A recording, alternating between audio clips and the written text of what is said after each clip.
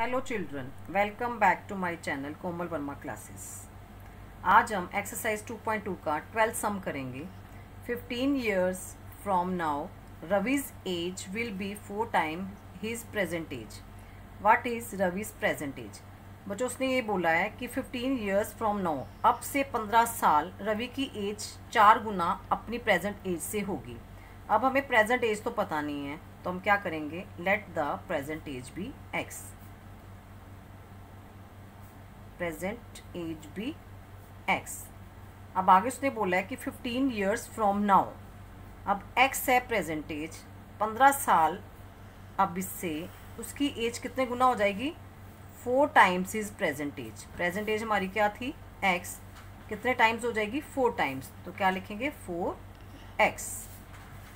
अब ये एक्स एक साइड पे कर लो, ये 4x इधर जाके -4x हो जाएगा, ये +15 उधर जाके -15 हो जाएगा, फिर प्लस माइनस माइनस 3x, बड़ी फिगर के आगे माइनस का साइन, माइनस लगाएंगे, इधर आ गया हमारा -15।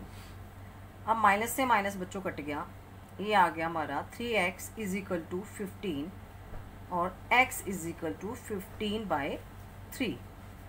तो x की वैल्यू आ गई हमारे पास 5। इसका ये मतलब है कि जो रवि की प्रेजेंट एज थी वो 5 years। रवि's प्रेजेंट एज क्या निकली हमारी, 5 years। अब हम करेंगे 13 sum. A rational number in which that when you multiply it by 5/2 and add 2/3 to the product you get -7/12। What is the number? अभी हमें नंबर नहीं दिया हुआ, तो हम नंबर को क्या मान लेंगे, let the number be X. अब बच्चों, हमने नंबर जो हमें नहीं दिया हुआ था हमने मान लिया एक्स। अब ये जो हमें क्वेश्चन दिया हुआ है उसी से ही हमारी इक्वेशन बनेगी। अभी देखिए स्टेप बाय स्टेप चलेंगे।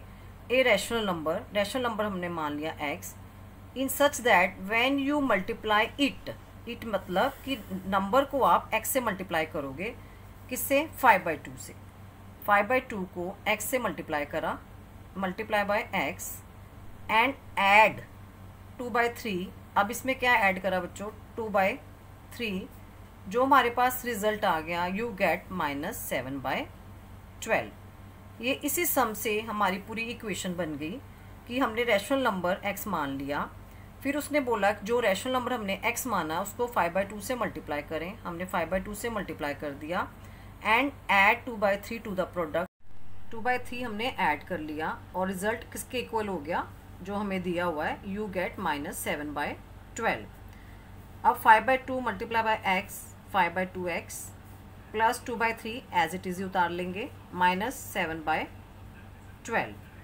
अब हमने बच्चों यहाँ पे x की वैल्यू निकालनी है, उसके साथ ये प्लस 2/3 है, उसको राइट हैंड साइड में जाके माइनस कर देंगे।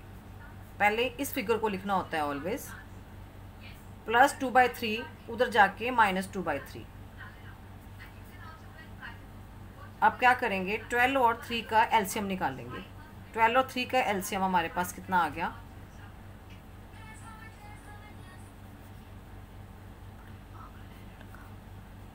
ये आ गया हमारे पास 2 × 2 × 3 दैट इज 12। अब वही बच्चों 12 हमारा एलसीएम निकलाया, नीचे से डिवाइड, 12 को 12 से डिवाइड करेंगे तो 1 आ गया, 1 को -7 से मल्टीप्लाई करेंगे तो -7 आ गया, बीच में माइनस का साइन है। 12 3 के टेबल में 4 पे आता है और 4 2 का 8, तो ये हमारे पास आ गया। इसको ऐसे ही लिख लेंगे, -+15 फिगर को ऐड करेंगे, बड़ी फिगर के आगे माइनस का साइन, यहाँ पे माइनस का साइन लगाएंगे, डिनोमिनेटर हमारा 12 ही आएगा। अब 5/2x आ गया हमारे पास -15/12 और x की वैल्यू हमने निकालनी है, ये 5/2 उधर जाके क्या हो जाएगा, 2/5। अब इसको हम सिंप्लीफाई कर लेंगे। 5 के टेबल में 15 3 पे आता है, 2 के टेबल में 12 6 पे आता है, फिर 3 के टेबल में 3 1 is 3 और 6 2 पे। तो ऊपर बच्चों बच गया 1 और माइनस का साइन, नीचे बच गया 2, तो x की वैल्यू हमारे पास क्या आ गई, -1/2। अब हम स्टार्ट करेंगे 14th question. Lakshmi is a cashier in a bank. She has currency notes of denominations rupees 100, rupees 50 and rupees 10 respectively. The ratio of the number of these notes 2:3:5. The total cash with Lakshmi is rupees 4 lakh. How many notes of each denomination does she have?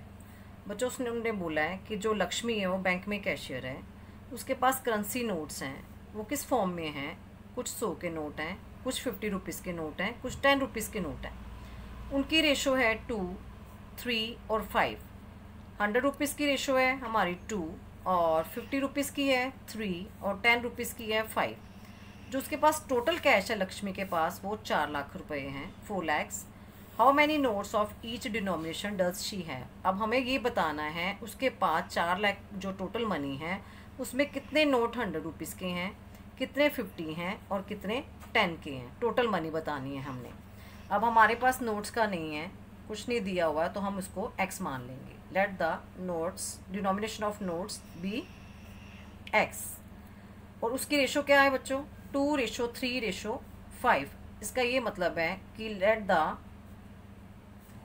Ratio of ₹100 notes 2x, क्योंकि x का हमने मान लिया और 100 का हो गया 2x, और रेशो ऑफ ₹50 नोट्स ये आपका हो गया 3x, और ₹10 का हो गया आपका 5x। अब ये तीनों डिनोमिनेशंस नोट्स की हमारे पास आ गई। 100 रुपीज़ नोट्स की 2x, 50 रुपीज़ नोट की 3x और ₹10 नोट्स की 5x। अब उन्होंने बोला टोटल कैश, मतलब ये कैश को हम टोटल करेंगे। Total cash 2x plus 3x plus 5x। वो टोटल उसके पास कितने थे? ₹4 लाख। अब टोटल कितने हो गए हमारे पास? x 5, 3, 8 और 2 10x। 10x is equal to 4 lakh, और x की वैल्यू आपके पास आ गई। 10 इधर जाके क्या हो जाएगा? डिवाइड हो जाएगा। इसका ये मतलब है जो ये नोट्स थी कि एक की वैल्यू हमारे पास 40,000। अब रेशो 100 रुपीज़ नोट की 2x थी। 100 रुपी नोट 2x। अब x की वैल्यू आपके पास आ गई ₹40,000, तो 2 में 40,000 मल्टीप्लाई करेंगे। इसका ये मतलब है कि जो 80,000 के नोट्स हैं वो आपके 100 रुपीज़ के हैं। उसके बाद है आपके 50 रुपीज़ के 50 रुपी नोट, उसकी रेशो है आपकी 3x, और x की वैल्यू हमारे पास 40,000। तो ये आपके पास आ गया x की वैल्यू आपकी 40,000, तो 2 की जगह आएगा 3, सॉरी ये 3x था। 3 को हमने 40,000 से मल्टीप्लाई करा तो ये आ गया हमारे पास 1,20,000। और ₹10 नोट, उसकी आपकी रेशो थी 5x, तो 5x की वैल्यू आपके पास 40,000, तो ये आपके पास आ गया 2 लाख। अब बच्चों देखो पूरा जब हम तीनों को प्लस करेंगे 80,000, 1,20,000 और ये 2 लाख, तो आपके पास 4 लाख आना चाहिए। ये देखिए जब हम इसको प्लस करा तो ये आपके पास 4 लाख आ गया। और 4 लाख कैसे डिवाइड हुआ? 80,000 जो रुपीज़ नोट थे वो 100 के थे, 1,20,000 वो 50 रुपीज़ के नोट थे, और जो 2 लाख थे वो 10 रुपी नोट थे। तो ये हमारा टोटल आ गया 4 लाख। अगर आपको वीडियो अच्छी लगी हो तो वीडियो को लाइक करें, शेयर करें, कमेंट करें और चैनल को सब्सक्राइब करना ना भूलें। Thanks for watching this video.